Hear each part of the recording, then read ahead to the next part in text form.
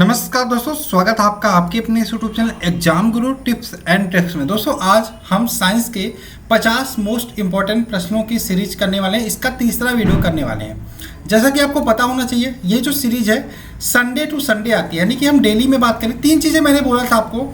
Science के 25 प्रश्न आते हैं आपके रेलवे ग्रुप डी के एग्जाम में, और लगभग 15 से 20 प्रश्न आपके आने वाले हैं एनटीपीसी प्रीलिम्स एग्जाम में। साइंस बहुत इंपॉर्टेंट है और आज का ये वीडियो एनटीपीसी ग्रुप डी दोनों के कैंडिडेट जो हैं उनके लिए इंपॉर्टेंट है, ठीक है। और ये जो प्रश्न हैं बार बार रिपीट होते हैं, इंपॉर्टेंट है। और मैं आज के वीडियो का जो टारगेट रखता हूँ, बहुत सारे सिंपल सारे क्वेश्चन है, 45 प्लस लगता हूँ कि 45 से ज़्यादा जो भी बच्चे अटेम्प्ट करेंगे सही उनकी तैयारी बहुत अच्छी है, ठीक है। उससे पहले मैं बता देता हूँ, तीन चीज़ें हमारे चैनल पे चलाई जा रही हैं साइंस के लिए। जिनको भी बहुत अच्छा करना है साइंस में, 22 प्लस प्रश्नों को अटेम्प्ट करना है सही 25 में, उनको तीन चीज़ें करनी है। पहली बात, आज के वीडियो को मैं बता देता हूँ, जो 50 क्वेश्चन संडे टू संडे चलता है, एक प्रकार का टेस्ट होता है। बहुत सिंपल क्वेश्चन होते हैं, और ये जो 50 क्वेश्चन होती है ये स्पीडी बुक से आती है। किस बुक से होती है? स्पीडी बुक से आती है। और डेली जो 20 क्वेश्चन की सीरीज होती है, जिसको मैं एक्सप्लेन करते हुए चलता हूँ अच्छे से, और एनालिसिस करते हुए चलता हूँ, जिससे एक क्वेश्चन से कई क्वेश्चन में बना के निकालता हूँ। वो डेली 20 क्वेश्चन की सीरीज होती है, वो किरण की बुक से हम करते हैं, ठीक है। यानी कि हम यहाँ पे स्पीडी बुक को लेके चल रहा है, किरण पब्लिकेशन की बुक को लेके चल रहा है। साथ में आपको एक काम करना है, ये वाली पीडीएफ से ले लेनी है। पीडीएफ से आप पढ़ाई करना है, आपकी साइंस बहुत अच्छी प्रिपेयर हो जाएगी। मैं गारंटी लेता हूं कि 85% प्रश्न आपके कहीं बाहर नहीं जाएंगे। सिर्फ आपको संडे वाला ये वाला वीडियो देखना है, और किरण की डेली जो 20 मिनट की वीडियो अपलोड होती है, 15 से 20 मिनट की डेली वीडियो अपलोड होती है, वो आपको देखनी है। इसकी बात करें, किरण पब्लिकेशन जो डेली 20 क्वेश्चन बनता है, उसका लगभग 25 वीडियो बन चुका है, और मेरा टारगेट यही है 100 वीडियो के अंदर आपका पूरा साइंस कंप्लीट करा दिया जाए। तो चलिए आइए वीडियो को शुरू करते हैं। जो लोग अभी भी जुड़े हैं, चैनल को सब्सक्राइब कर लेना। मैं आज की वीडियो का एम रखता हूँ 500 लाइक, ठीक है। क्या होता है, आप लोग स्टार्टिंग में पहला वीडियो अपलोड किया था, उसको अच्छे से देखा, फिर उसके बाद आपका थोड़ा सा रुझान कम हुआ, ये आपके लिए बहुत खतरनाक होता है। अगर जो आपको लगता है यहाँ से थोड़ा बहुत फायदा होता है, तो आपको छोड़ना नहीं चाहिए, ठीक है। तो एक प्रकार से रिवीजन की तरह आप इसको देखते रहिए। आप मुझे कमेंट करके जरूर बताइएगा कि आपने कितने क्वेश्चन के आंसर सही किए, और एम रखते हैं 500 लाइक का। इसका मतलब आपको शेयर जरूर करना है वीडियो को अपने फ्रेंड्स, दोस्त, रिलेटिव्स, जो भी आपके प्रिपरेशन कर रहे हैं। तो पहला क्वेश्चन का आंसर आपने देख लिया होगा, रेडियोधर्मिता का आविष्कार किसने किया था? तो इसका आंसर होगा हेनरी बैकुरल ने। आगे चले नेक्स्ट क्वेश्चन की बात करें। प्रसिद्ध बिग बैंग थ्योरी आपने सुना होगा, बिग बैंग थ्योरी, जिसमें हिग्स बोसॉन नामक कण की खोज की गई थी। प्रसिद्ध बिग बैंग थ्योरी किस सिद्धांत पर आधारित था? तो ध्यान रखिएगा, डॉपलर प्रभाव पर आधारित था। ऑप्शन नंबर 20 का राइट आंसर हो जाएगा। आगे चले नेक्स्ट क्वेश्चन की बात करें। इनमें से कौन सा सूक्ष्म तत्व होता है? कभी कभी क्वेश्चन ऐसे आ जाते हैं। सूक्ष्म तत्व की बात करें, सबसे छोटा अणु होता है, लेकिन इस ऑप्शन के हिसाब से देखें तो आपका हाइड्रोजन यहाँ पे राइट आंसर हो जाएगा, ऑप्शन नंबर बी। आगे चले, मुझे लगता है इसमें आसानी से आप 45 प्लस कर लोगे, ठीक है। कमेंट करके बताना, भारत का प्रथम परमाणु रिएक्टर किस नाम से जाना जाता था? ये क्वेश्चन बहुत बार एग्जामों में पूछा गया है। तो अप्सरा नाम से जाना जाता था। तो भारत का पहला परमाणु रिएक्टर कौन था? अप्सरा था, ठीक है। आगे बात करें, इलेक्ट्रॉन के आवेश का निर्धारण किसने किया था? इलेक्ट्रॉन के आवेश का निर्धारण किसने किया था? मिल्कॉन ने। आवेश का निर्धारण, देखो इलेक्ट्रॉन की बात करें, आवेश का निर्धारण किसने किया था? मिल्कॉन ने। एक क्वेश्चन आपका आता है, इलेक्ट्रॉन पर आवेश कैसा होता है? तो ऋणात्मक आवेश होता है। कैसा? ऋणात्मक आवेश होता है। अब यहाँ पे अगर जो आवेश का पूछे तो आवेश क्या होता है इलेक्ट्रॉन पर? तो ध्यान रखिएगा, 1.6 × 10⁻⁻19 कूलम्ब आवेश होता है, इलेक्ट्रॉन पर आवेश होता है। द्रव्यमान पूछे तो द्रव्यमान आपका 9.109 × 10⁻³ किलोग्राम होता है। ये आपका द्रव्यमान होता है, ठीक है। आविष्कार आपका जे थॉमसन ने किया था। ये इंपॉर्टेंट था, इसलिए मैंने बता दिया था। वैसे नेक्स्ट क्वेश्चन की बात करें, परमाणु में अवस्थित सबसे हल्का कण कौन सा होता है? तो परमाणु में अवस्थित सबसे हल्का कण होता है आपका इलेक्ट्रॉन। ऑप्शन नंबर बी यहाँ पे इसका राइट आंसर हो जाएगा। आगे चले, लकड़ी की आयु ज्ञात करने में सहायक है। लकड़ी की आयु कैसे ज्ञात की जाती है? तो ध्यान रखिएगा, कार्बन 14 तकनीक द्वारा लकड़ी की आयु ज्ञात की जाती है, ठीक है, कार्बन 14। नेक्स्ट बात करें, पॉजिट्रॉन का आविष्कार किसने किया था? पॉजिट्रॉन का आविष्कार किसने किया था ये बताइए। पॉजिट्रॉन किसका प्रतिकण है ये बताना है आपको। तो इसका आंसर क्या होगा, पॉजिट्रॉन किसका प्रतीकण है। हालांकि मैंने स्टार्टिंग में बोल दिया था कि पॉजिट्रॉन का आविष्कार किसने किया था, तो ध्यान रखिएगा एंडरसन ने किया था। किसने किया था, एंडरसन ने किया था। एंडरसन ने किया था पॉजिट्रॉन का आविष्कार। और पॉजिट्रॉन किसका प्रतीकण है, तो ध्यान रखिएगा इलेक्ट्रॉन का। किसका, इलेक्ट्रॉन का। आगे चले क्वेश्चन नंबर 9 पर। पृथ्वी की आयु का आकलन किया जाता है। पृथ्वी की आयु का आकलन किया जाता है यूरेनियम डेटिंग विधि से। किससे, यूरेनियम डेटिंग विधि। देखिए यहाँ पे मैं आपको बताना चाहता हूँ, आप लोग से एक कॉन्टैक्ट बना है, सारी चीज़ें मैं आपको करा रहा हूँ। साइंस का अच्छे से क्लासेस चल रही है, मैथ का भी चल रहा है, रीजनिंग का भी चल रहा है। मैं आपसे यही आशा करता हूँ, मैं आपसे यही आशा करूँगा, आप वीडियो को लाइक करोगे, नए हो तो सब्सक्राइब करोगे, बेल का आइकन क्लिक कर देना और कम से कम 5 लोगों को शेयर जरूर करोगे, जिससे जल्दी से 500 लाइक कंप्लीट हो और आगे मैं नेक्स्ट संडे एक वीडियो बनाऊं इसका अगला टॉपिक। अगर जो 500 लाइक नहीं कंप्लीट होता है तो मैं भी थोड़ा सा मोटिवेट होऊंगा, फिर सोचूंगा कि बनाऊं कि ना बनाऊं। लेकिन इसलिए मैं आपसे चाहता हूं कि कम से कम 5 लोगों को वीडियो को शेयर जरूर करें, ठीक है। और यहाँ पे टेलीग्राम ग्रुप है, इसको ज्वाइन कर लीजिएगा, ठीक है। बहुत सारे इंपॉर्टेंट पीडीएफ आपके रेलवे से रिलेटेड यहाँ पर भी मिलते रहते हैं, ठीक है। तो पृथ्वी का आयु का निर्धारण किया जाता है यूरेनियम डेटिंग विधि से। आगे चले क्वेश्चन नंबर 10 की बात करें। गामा किरण की खोज किसने की थी। गामा किरण की खोज किसने की थी, पॉल विलार्ड ने। पॉल विलार्ड ने। अब यहाँ पे एक और ऑप्शन निकल के आता है गामा किरण, ये थोड़ा सा कन्फ्यूजन सा हो जाता है। बहुत सारे बोलते हैं गामा किरण की खोज हेनरी बैकुरल ने की थी। जी हाँ, हेनरी बैकुरल ने की थी। अगर जो ऑप्शन में आपका पॉल विलार्ड नहीं आता है तो आप हेनरी बैकुरल मिल जाएगा, तो आप हेनरी बैकुरल लगाओगे। अगर जो दोनों ऑप्शन में मिल जाता जैसा कि इस क्वेश्चन में दिया गया है तो आप पॉल विलार्ड लगाओगे। ये क्वेश्चन आपको सेकंड, जब मैंने अगले संडे, इसके पिछले संडे जब मैंने कराया था तो उसमें भी ये आया था, तब भी मैंने आपको समझाया था, ठीक है। तो इसका आंसर हो जाएगा पॉल विलार्ड। नेक्स्ट बात करें, जीवाश्म की आयु का निर्धारण किसके द्वारा होता है। तो जीवाश्म की आयु का निर्धारण किसके द्वारा होता है, तो radio carbon dating. Option number A, radio carbon dating से होता है जीवाश्म की आयु का निर्धारण। आगे चले, पोलोनियम की खोज किसने की थी। पोलोनियम की खोज किसने की थी, तो ध्यान रखिएगा मैरी क्यूरी ने पोलोनियम की खोज की थी। किसने की थी, मैरी क्यूरी ने। नेक्स्ट, अक्रिय गैसों की खोज का श्रेय किसको जाता है। आपको पता होना चाहिए अक्रिय गैस, देखो अक्रिय गैसों को ध्यान रखिएगा, इसको हम नोबल गैस भी बोलते हैं, उत्कृष्ट गैस भी बोलते हैं। नोबल गैस, उत्कृष्ट गैस भी बोलते हैं। अक्रिय गैस में क्या होता है, देखो यहाँ पे ध्यान रखना, अक्रिय गैस में कौन कौन से गैस होते हैं, ध्यान रखना, हीलियम, नियान, आर्गन, क्रिप्टन, जेनान, रेडान, ये सारे अक्रिय गैस है। इसमें एक क्वेश्चन आपका और इम्पोर्टेंट बनता है, इसमें से कौन सा ऐसा गैस है अक्रिय जो वायुमंडल में नहीं पाया जाता। तो ध्यान रखिएगा रेडॉन। रेडॉन एक ऐसा अक्रिय गैस है, रेडॉन, जो वायुमंडल में नहीं पाया जाता। बहुत बार क्वेश्चन पूछा गया है, ठीक है। तो ध्यान रखिएगा अक्रिय गैसों की खोज किसने की थी, रैमजे ने। रैमजे ने की थी। एक नाम और आता है लोकेयर, लोकेयर भी आता है, लेकिन इसमें रैमजे आया है तो रैमजे आप लगाइएगा। रैमजे लोकेयर ने साथ में मिलकर की थी, ठीक है। इसमें 3 साइंटिस्ट थे, एक तो रैमजे एक तो लोकेयर, 2 नाम मुझे याद आ रहा है, तीसरा आप देख लीजिएगा, ठीक है। तो रैमजे यहाँ पे दिया, तो रैमजे इसका ऑप्शन नंबर बी इसका राइट आंसर हो जाएगा, ठीक। आगे चलें, डायनामाइट बनाने में किस गैस का प्रयोग किया जाता है। तो डायनामाइट बनाने में किस गैस का प्रयोग किया जाता है, नाइट्रोग्लिसरीन। किसका प्रयोग किया जाता है, नाइट्रोग्लिसरीन। ऑप्शन नंबर ए इसका राइट आंसर हो जाएगा। आगे चलें, हाइड्रोजन बम। हाइड्रोजन बम किसने विकसित किया था। हाइड्रोजन बम विकसित किया था, किसने किया था, ध्यान रखिएगा सैमुअल कोहेन इसका राइट आंसर हो जाएगा। हाइड्रोजन बम विकसित किया था सैमुअल कोहेन ने। Option number D. नेक्स्ट, परमाणु बम का आविष्कार किसने किया था। परमाणु बम का आविष्कार किसने किया था, तो परमाणु बम का आविष्कार किसने किया था, जे रॉबर्ट ओपेनहीमर ने। ऑप्शन नंबर डी इसका राइट आंसर हो जाएगा। जे रॉबर्ट ओपेनहीमर ने परमाणु बम का आविष्कार किया था। नेक्स्ट, उत्तल दर्पण द्वारा बना प्रतिबिंब होता है। तो उत्तल दर्पण द्वारा जो बना प्रतिबिंब होता है वो कैसा होता है, काल्पनिक होता है, और कैसा होता है, सीधा होता है। तो उत्तल दर्पण से जो भी प्रतिबिंब बनता है वो आपका काल्पनिक तथा सीधा होता है।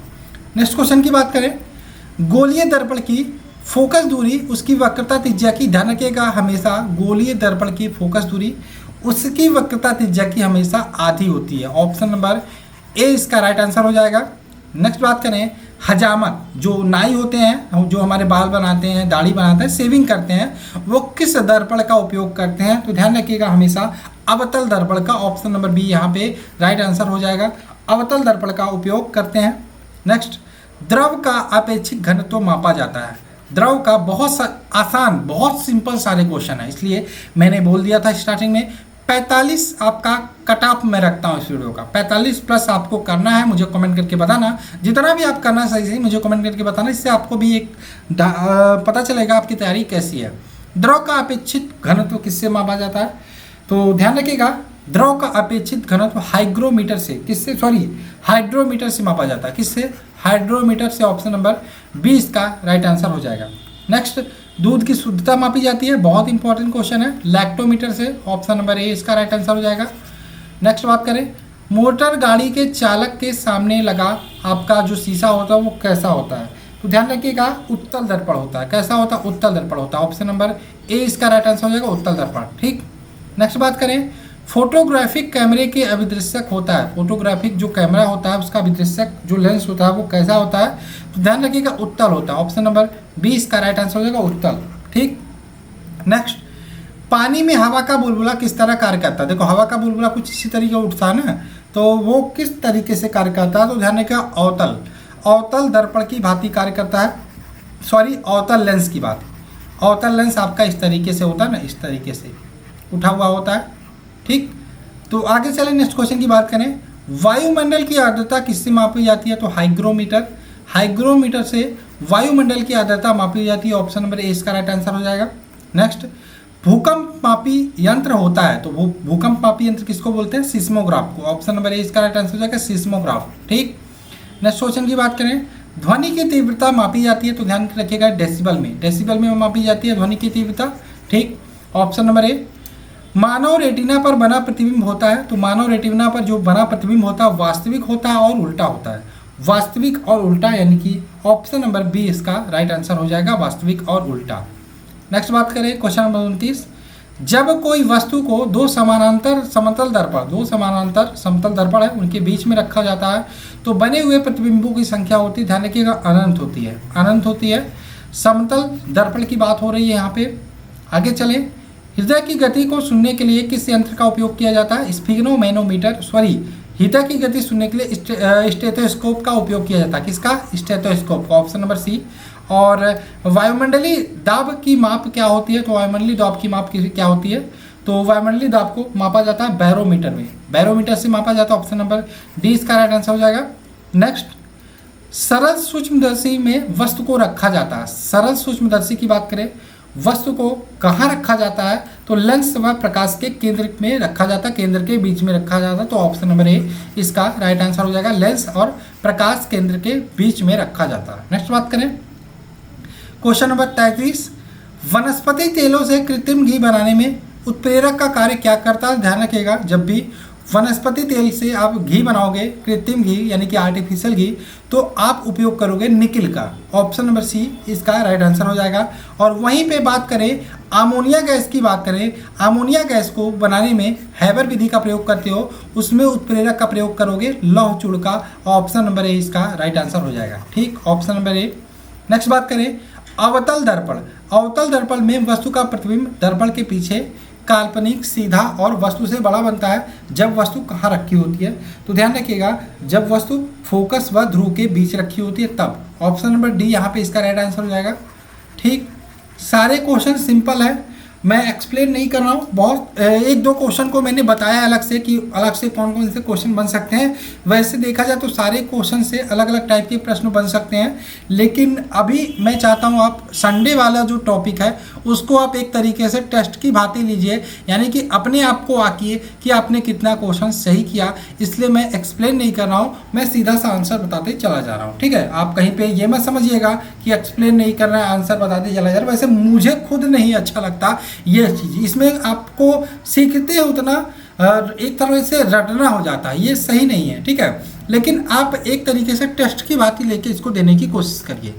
तो रक्त का दाब किस यंत्र से मापा जाता है? तो हो जाएगा स्फिग्नोमैनोमीटर। ऑप्शन नंबर बी इसका राइट आंसर हो जाएगा। नेक्स्ट, ट्रांसफार्मर का क्रोड किससे बना होता है? ध्यान रखिएगा, नर्म लोहे का। किसका बना होता है? नर्म लोहे का बना होता है। ऑप्शन नंबर ए इसका राइट आंसर हो जाएगा। नेक्स्ट, ट्रांसफार्मर किस सिद्धांत पर आधारित होता है? तो ध्यान रखिएगा, ट्रांसफार्मर जो होता है हमारा विद्युत चुंबकीय प्रेरण के सिद्धांत पर आधारित होता है। ऑप्शन नंबर बी इसका राइट आंसर हो जाएगा। क्या? विद्युत चुंबकीय प्रेरण के नियम पर। ठीक है, थोड़ा सा प्रॉब्लम हो रहा है मुझे बोलने में, छाले पड़े हुए हैं, रीज़न ये है। ठीक है, और आज वीडियो भी आपको लेट मिल रही है, ये वीडियो मॉर्निंग में मिलनी चाहिए था, कम से कम 10 से 11 बजे। ठीक है, ट्रांसफार्मर में प्रयुक्त होता है। ट्रांसफार्मर प्रयुक्त होता है किस लिए? ट्रांसफार्मर का प्रयोग किया जाता है, तो ध्यान रखिएगा, एसी वोल्टेज के लिए प्रयोग किया जाता है। ट्रांसफार्मर जब भी प्रयोग किया जाता है तो हम एसी यानी कि अल्टरनेटिव करंट में प्रयोग करते हैं। और इसमें आपको पता है जो एसी करंट आती है वो ऊंचा नीचा करके आती है, यानी कि कभी तेज होता है कभी धीरे होता है। तो यानी कि उसको धीरे तेज होता है, उसको यहाँ पे ट्रांसफार्मर लगा के उस करंट को मेंटेन करते हैं। ठीक है, तो एसी वोल्टेज के उपचयन या अपचयन करने के लिए ये आपका ट्रांसफार्मर का प्रयोग किया जाता है। ठीक, नेक्स्ट बात करें, व्हीट स्टोन ब्रिज का व्यवहार किसे मापने में किया जाता है? ध्यान रखिएगा, व्हीट स्टोन ब्रिज का जो व्यवहार किया जाता है किसे मापने के लिए किया जाता है? प्रतिरोध मापने के लिए किया जाता है। नेक्स्ट बात करें, पानी के अंदर ध्वनि सुनने का यंत्र होता है, तो ध्यान रखिएगा हाइड्रोफोन इसका राइट आंसर होगा ऑप्शन नंबर डी, हाइड्रोफोन। ठीक, हाइड्रोफोन हो जाएगा option number D. Next question की बात करें, लाउड स्पीकर में ऊर्जा परिवर्तित होती है, तो आपको पता है लाउड स्पीकर की बात करें, विद्युत से यांत्रिक एवं यांत्रिक से ध्वनि दो प्रकार से होती है। पहला विद्युत से यांत्रिक होता है, उसके बाद यांत्रिक से ध्वनि, दोनों ध्यान रखिएगा। ठीक है, इसमें कुछ लोग अगर ये वाला आंसर आ जाए, कुछ लोग आपका ऑप्शन नंबर डी लगाएंगे, लेकिन इसमें बी दिया है विद्युत से यांत्रिक एवं यांत्रिक से ध्वनि, यही आपका राइट आंसर हो जाएगा। ठीक, नेक्स्ट बात करें, निम्नलिखित में से किस यंत्र में यांत्रिक ऊर्जा वैद्युत ऊर्जा में परिवर्तित होती है? सीधा सा ये गलत है, तो यांत्रिक ऊर्जा किस यंत्र द्वारा विद्युत ऊर्जा में परिवर्तित होती है? तो ध्यान रखिएगा, डायनेमो द्वारा। किसके द्वारा? डायनेमो के द्वारा, ऑप्शन नंबर डी। आपने देखा होगा जो हमारा टरबाइन होता है या बड़े बड़े जो आपके बनाए हैं, तो आपका जल विद्युत परियोजना होती है, उसमें टरबाइन में डायनेमो लगाया जाता है। ठीक है, तो इससे जो यांत्रिक ऊर्जा होती है उसको हम कन्वर्ट करते हैं किसमें? इलेक्ट्रिक करंट में, यानी कि वैद्युत ऊर्जा में। ठीक, नेक्स्ट क्वेश्चन की बात करें, निम्नलिखित में से कौन सी विद्युत शक्ति ऊर्जा को यांत्रिक ऊर्जा में परिवर्तित करता है? विद्युत शक्ति ऊर्जा को यांत्रिक ऊर्जा में परिवर्तित करता है, तो ध्यान रखिएगा इसमें यहाँ पे नहीं, सही है। यहाँ पे एरर हो गया था टाइपिंग में, इसलिए मैं भी कंफ्यूज हो गया। तो ये वाला क्वेश्चन है, निम्नलिखित में से कौन सी युक्ति विद्युत ऊर्जा को यांत्रिक ऊर्जा में बदलता है? देखो, विद्युत ऊर्जा की बात करें, विद्युत ऊर्जा को यांत्रिक ऊर्जा में बदलता है विद्युत मोटर। ठीक है, विद्युत मोटर को करंट देते हो तो वो क्या करता है? नाचता है, यानी कि विद्युत ऊर्जा दिया आपने और ये यांत्रिक ऊर्जा हमें प्राप्त हो गई। विद्युत मोटर इसका राइट आंसर हो जाएगा। नेक्स्ट, रासायनिक ऊर्जा को विद्युत ऊर्जा में परिवर्तित करता है, तो इसका आंसर हो जाएगा बैटरी, ऑप्शन नंबर सी। ठीक, रासायनिक ऊर्जा को विद्युत ऊर्जा में परिवर्तित करता है कौन? बैटरी। नेक्स्ट बात करें, रेक्टिफायर का प्रयोग किया जाता है। रेक्टिफायर का प्रयोग ध्यान रखिएगा, एसी को डीसी में बदलने में। किसमें? एसी को डीसी में बदलने के लिए रेक्टिफायर का प्रयोग किया जाता है, ऑप्शन नंबर आपका डी हो जाएगा। एसी यानी कि अल्टरनेटिव करंट, डीसी यानी कि डायरेक्ट करंट। ठीक, नेक्स्ट, ट्रांसफार्मर का प्रयोग होता है, तो ट्रांसफार्मर का प्रयोग होता है केवल एसी में होता है। ध्यान रखिएगा, ये मैंने अभी थोड़ी देर पहले भी बताया था, केवल एसी में होता है। नेक्स्ट, टेलीफोन लाइन जो होती है, जो तार होती है, उसमें कौन सी ऊर्जा प्रवाहित होती है? ध्यान रखिएगा, हमेशा विद्युत ऊर्जा प्रवाहित होती है। बहुत सारे बच्चे ध्वनि ऊर्जा भी लगाएंगे टेलीफोन लाइन सुन के, लेकिन विद्युत ऊर्जा प्रवाहित होती है।